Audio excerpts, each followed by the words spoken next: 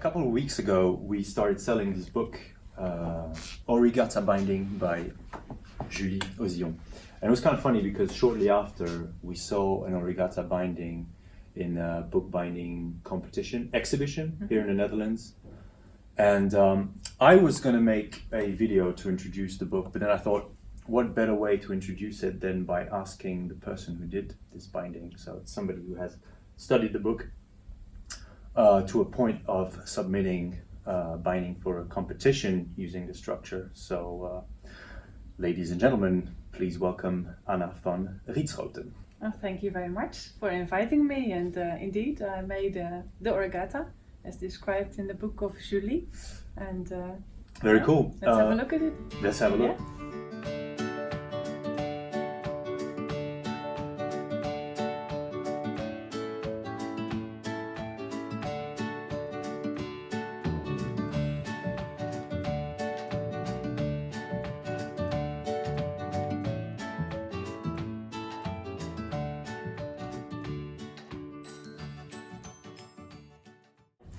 My first question to you is, why did you choose an Origata binding for this book?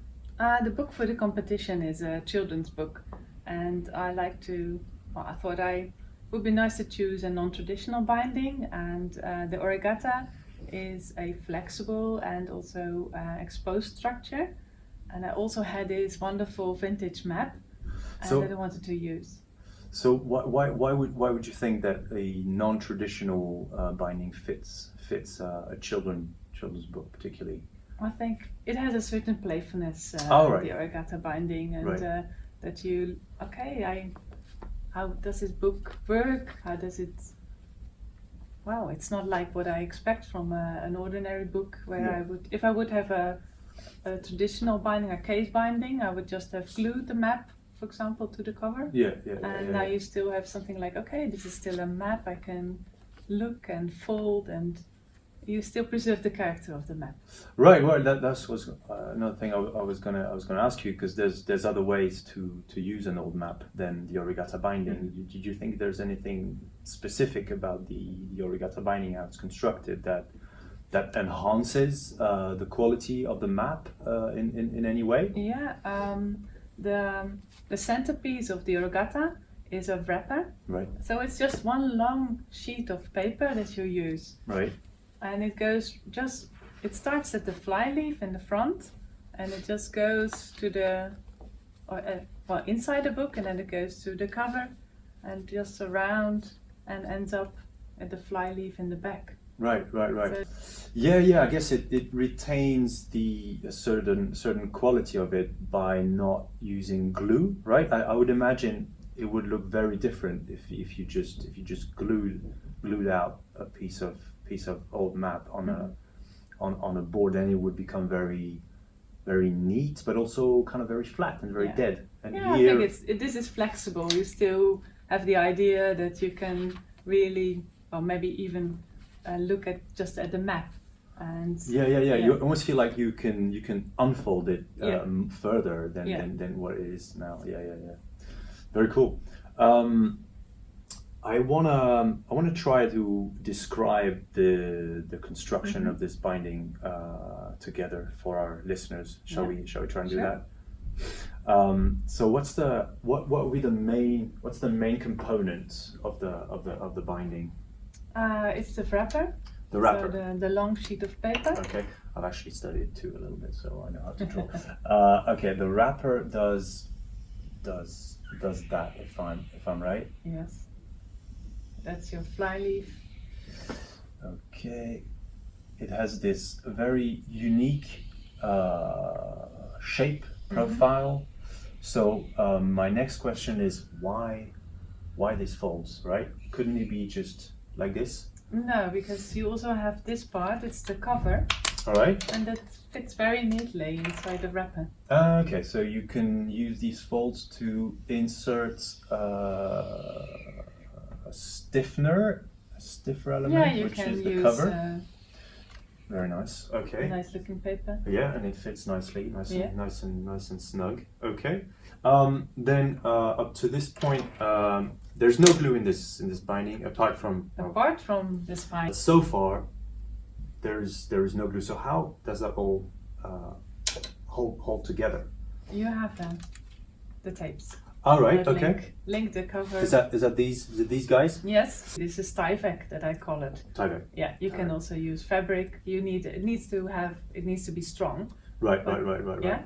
And so these guys, if I'm right, they start here. Then they go. I'm gonna take another color. They start here in between the flyleaf and the board. Then they go out, and then they go back in there, and then they go out here again, and then they go around the spine, correct? Yes. And then you do the same thing on the other side. Basically, these tapes have the function of these tapes is to hold these elements together, right? Yeah. It's a mechanical function, and also aesthetical function. Yeah, definitely. All right, what's missing? The spine. Spine. All right, and the spine is in there. The spine is a piece of cardboard, if I'm right. Yeah. And then you can use the same paper as the wrapper to cover it. That's covered. So there is glue in the spine. Yeah. Right. Is that the only part that has glue? Yeah. Okay. Fine. And of course, finally the text block. And text block can be single section or it can be multi-section like you did here. Yes. Yeah. The step-by-step instruction is a single section description. But basically, what's important about it is that it's sewn into fixed into the spine. Into the spine. Yeah. All right. Yeah, that's it. Well, that makes sense. Is it hard to do? Who do you think this tutorial is suitable for? I think bookbinders of all level of expertise could do this. Right. You just have to work precisely. Yeah. Because if you make uneven cuts, then it doesn't fit anymore. Doesn't fit. So that's important, and also the dimensions of the different parts, especially of the wrapper. Yeah. Then you need to do your calculations, and but then you're fine. Right. Just follow the instructions. And does it require any heavy equipment like presses, board choppers, splitting machines? No, not at all. No. Sewing machines. Manual labor. Just manual labor. Lovely. So it's anyone can do it. The professional binder with a big bindery, but also the home binder on a kitchen table with a cutting mat and a few tools. Very cool. Yeah, she describes all the tools you need, and it's just the basic binding tools. What did you think of the book itself, the tutorial itself, the quality of the descriptions and things like that? No, I really liked it. It's Julie's research project, and she received a grant to do the research, so she tells about the background, and she also gives a lot of tips and tricks. Yeah. In addition to the step-by-step instruction. Right. So she gives all the instructions to make the Origata, and then at the end she says, there's room for variation. So if you want to think out of the box, you could also go in that direction. Oh, that's really cool. Yeah. It didn't take you 6 months of hard work and 100,000 prototypes before you could make one. So it's pretty straightforward. I would have thought. Yeah. Cool. Do you have anything else to say about this structure?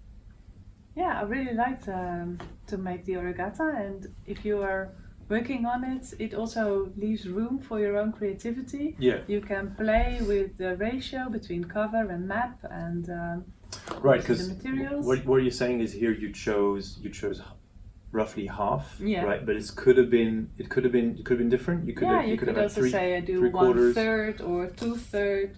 Right, so there's a lot of room for own experimentation. Yeah, right. I think so. Yeah, it's a nice way for binding out of the box.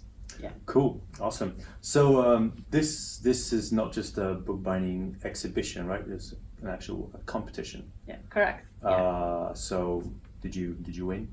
No, I don't know. You don't know No, yet? I have to wait till January and then another January couple of alone? months. And Good luck with that.